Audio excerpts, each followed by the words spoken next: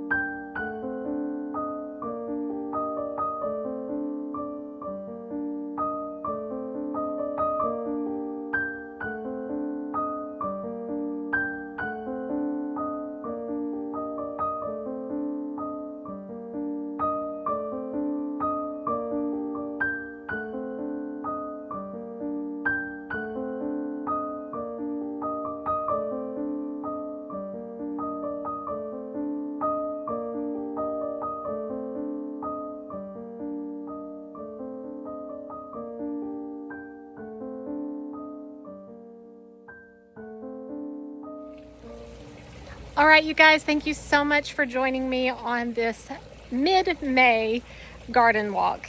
I hope that you enjoyed the video. Please like and subscribe. Please share the channel with others that you think might enjoy this type of content.